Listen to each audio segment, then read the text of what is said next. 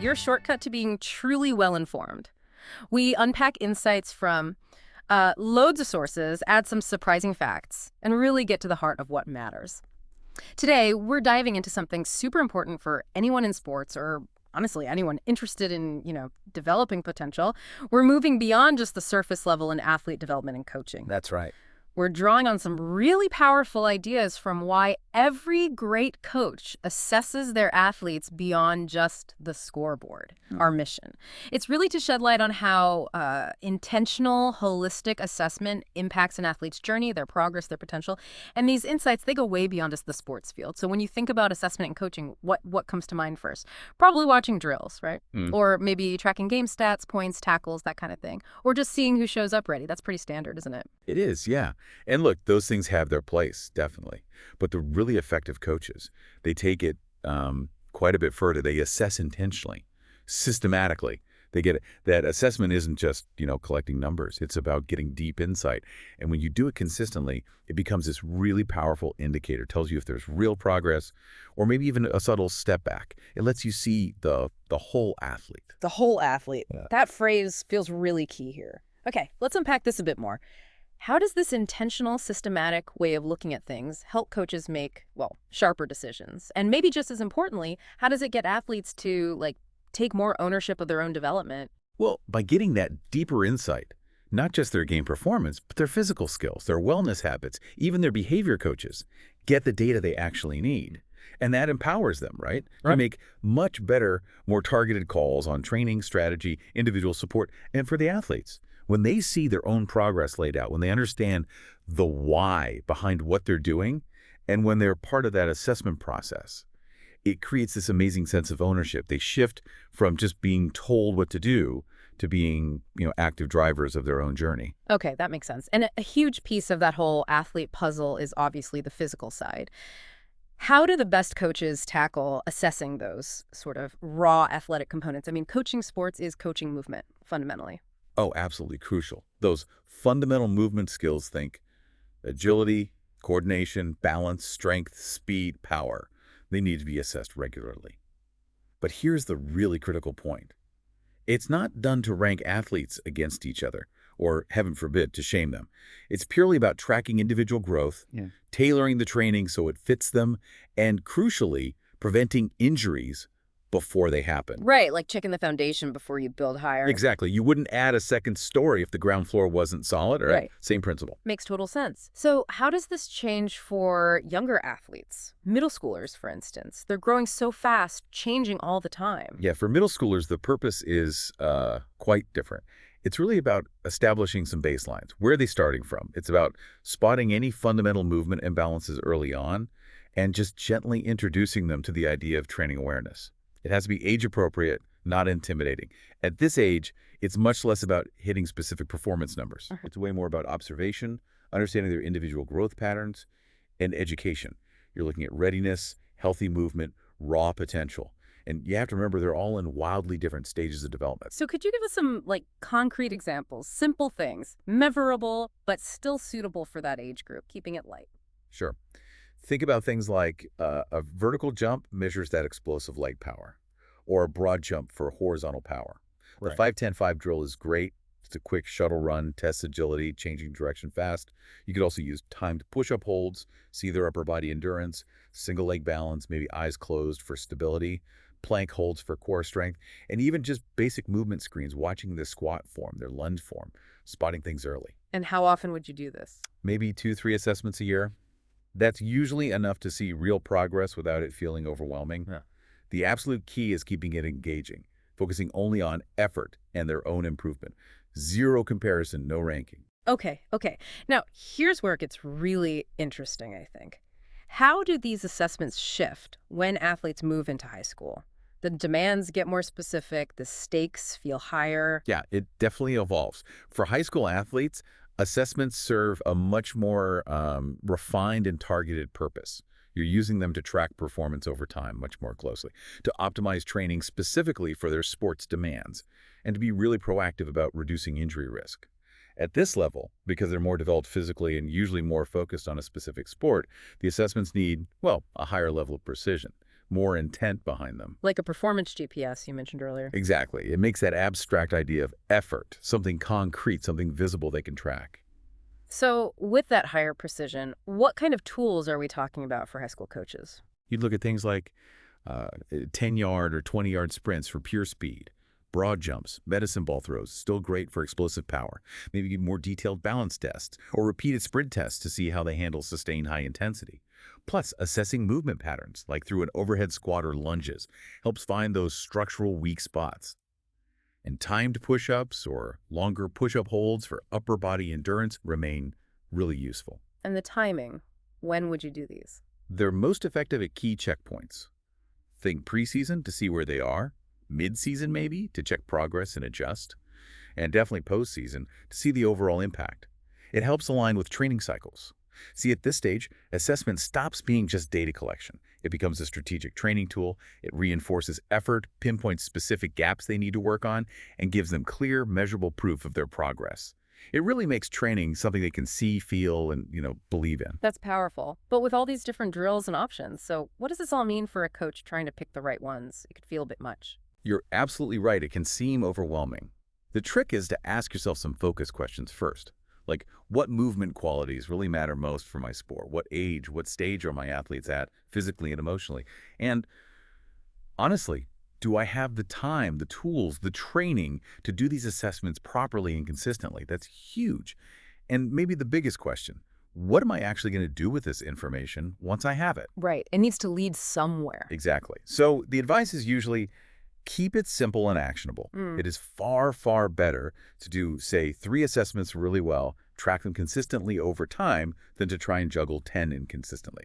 Always ask yourself, what specific story is this data telling me about this particular athlete? That's a great filter. Okay, let's shift gears a bit. Let's move from the purely physical to what you called the invisible game, those things that don't show up in the box score but can be just as, maybe even more important. Ah, yes.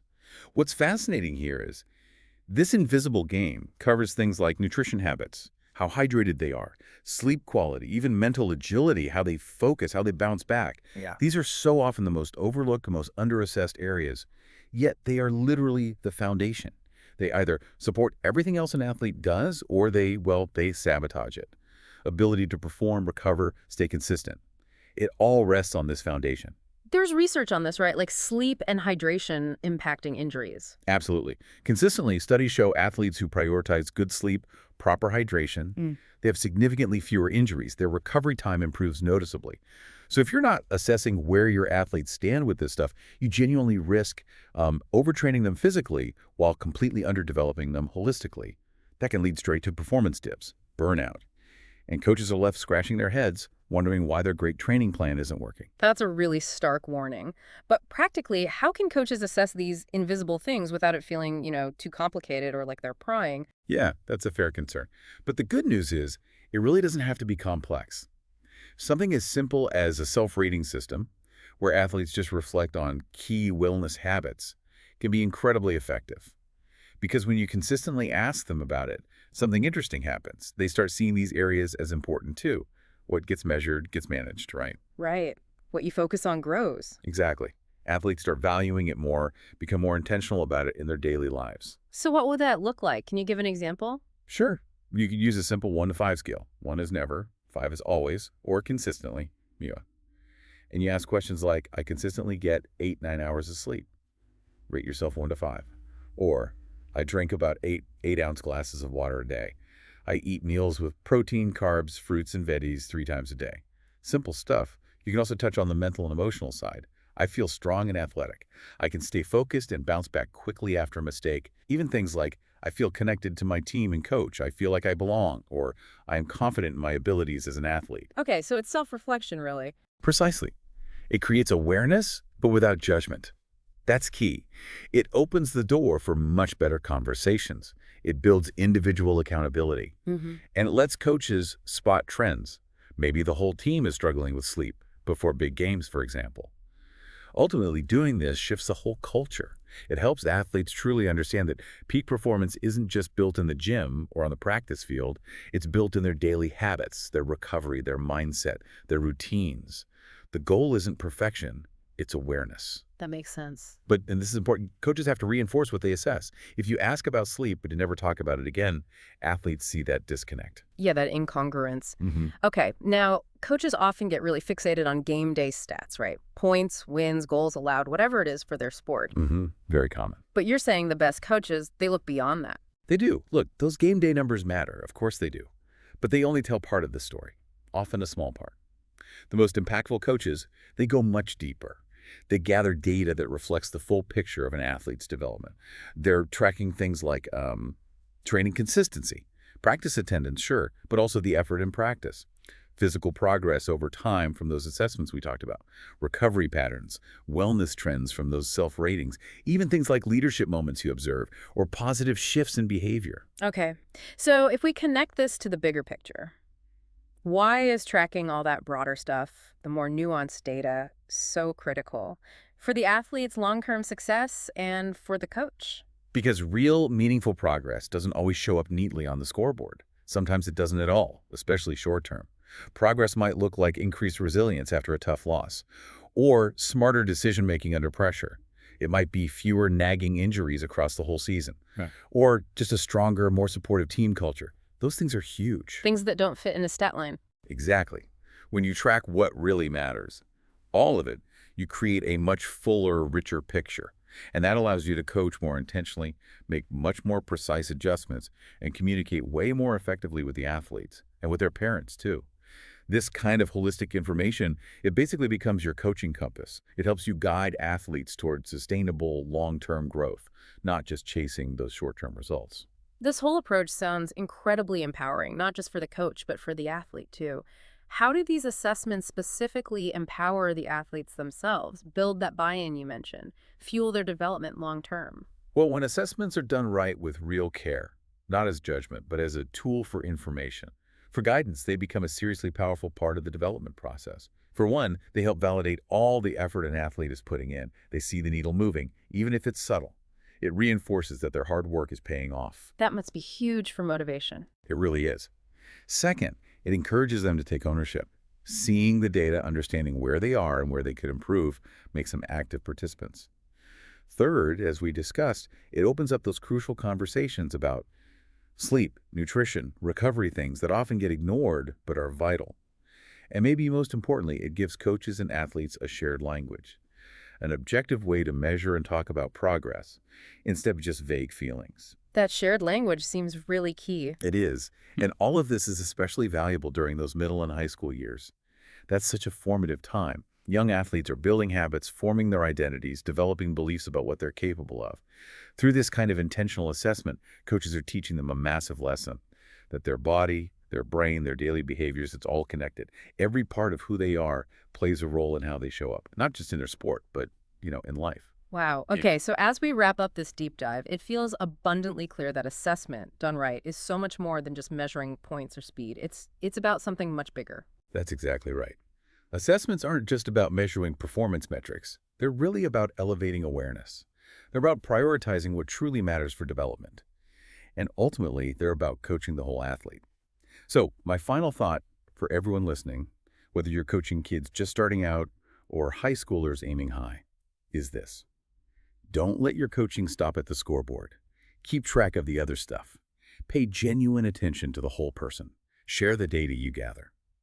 And use all of it to help create athletes who aren't just good at the game, but who are truly built to thrive, long after the game is over. That is a really powerful thought to leave everyone with. Whether you're a coach looking to level up, a parent supporting an athlete's journey, or honestly, just someone curious about how potential is truly nurtured, we really hope this deep dive gave you some actionable insights to think about and maybe apply.